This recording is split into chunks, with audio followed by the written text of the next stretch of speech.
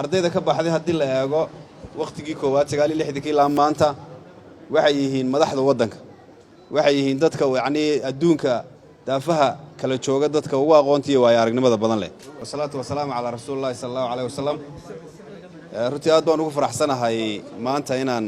idinkala soo qayb gala xafladan sharaf gaara iyo farxad bay tahay runtii dugsigii Faarax Xumaareen ka baxay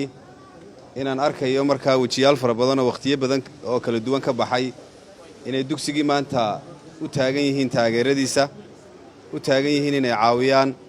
u taagan yihiin runtii inay dib u dhisaan dugsigii ay aflixeen ay wax ka barteen runtii waa barnaamij iyo program ama mashruuc aad loo mahadin doono qof kasta oo dugsiga ka baxayna runtii uu wax uun ku darsan doono marka runtii sharaf bay tahay in welibana aan si gaar ugu mahadnaqayo ardaydii kala duwaneyd runtii qaadhaanka iyagoo daafaha adduunka kala jooga ku soo darsaday sidii ay dugsiga uga baxeen runtii ay u taageeri lahaayeen u caawin lahaayeen waa waajib runtii uu nagu leeyahay iskuulku inaan mar kasta u taagnaano waa waajib runtii inay tahay inaynu mar kasta wixii aynu ku taageeri karno ku taageerno waayo dugsigu wuxuu nagu leeyahay abaal macallimiinteenni waxay nagu leeyihiin abaal marka xusuusta aynu xasuusanaynaa waxay ka mid tahay runtii waajib yacni korkeena saaran oo ay tahay mar kasta inaan iska ridno dugsiga Faarax Xumaar runtii wuxuu ka duwanaa dugsiyada sare ee waddanka oo dhan laba arrimood markaa uga duwanaa ta koowaad waxa weeyaan taariikhda uu dugsigu lahaa oo runtii mid halgankii waxbarashada ee Soomaaliland ee lixdanaadkii aasaasmay kontonaadkii soo bilaabmay inuu door weyn ku lahaayo waxa dugsigu ugu horeeyay ee sare ee Hargeysa yeelato marka taariikhdaas runtii waa taariikhda uu ka sheekeynayay wasiir Cabdiraxmaan ahayd sababtii uu dugsigu ku yimid bayna inay ahayd baahi loo qabo markaa waxbarashada waayo labadii dugsiyo ugu waaweynaa ee waddanka bariga jiray waxay ahaayeen Sheekh iyo Camuud ardayda waddanka ka baxa ama ka soo baxa Hargeysa ama gobolada ku dhadhow runtii fursadu ma heleen markaa Camuud iyo inay tagaan Sheekh taasoo markaa keentay in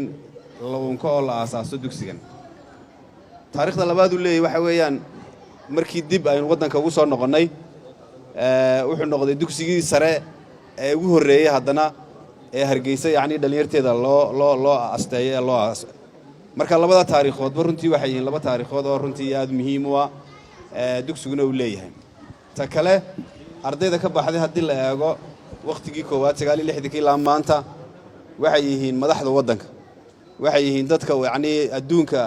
daafaha kala jooga dadka ugu aqoonta iyo waayo aragnimada badan leh oo aan hebel iyo hebel la sheegi karayn marka waa dugsi runtii lagu faani karo oo ku faraxno mar kasta waa dugsi runtii wanaaga iyo kartida leh waana mid runtii amaanan inaynu mar kasta garab taagnaano oo aynu u ducayno macallimiinta jooga dugsigu runtii taariikhda ka sokow wuxuu u baahan yahay waxyaabo fara badan oo kale inaynu tarno waanan ku kalsoonahay runtii ardaydii ka baxday inay tari doonaan intan in ka badan inay tari doonaan wax fara badan oo runtii maskaxdooda ka guuxaya hadday tahay library-ga iyo hadday tahay casriyeyn lagu sameeyo iskuulkaba annaguna runtii diyaar baanu nahay annaga lodkaygii waxaan ugu weynaa oo waayeel noo ahaa Khadar Baaruud alflahaygii ahaa marka isaga ayaa runtii mar kasta na garab taagan oo mar kasta na baraarujiya mar kasta runtii nagu dhiiriya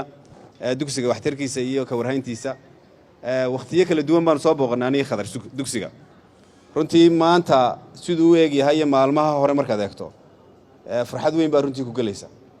maalmaha hore aan soo booqanay runtii iyo maanta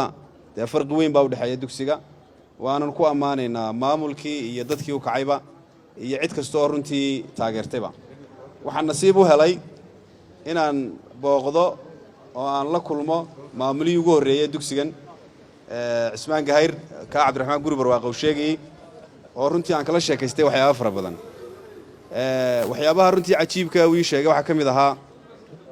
in waqtigii uu maamulaha ka ahaa dugsiga macallimiinta joogay runtii wax Soomaaliya baanay ku jirin maantana heerka uu dugsigu marayo waad garan kartaan marka waa horumarka dhinaca waxbarashada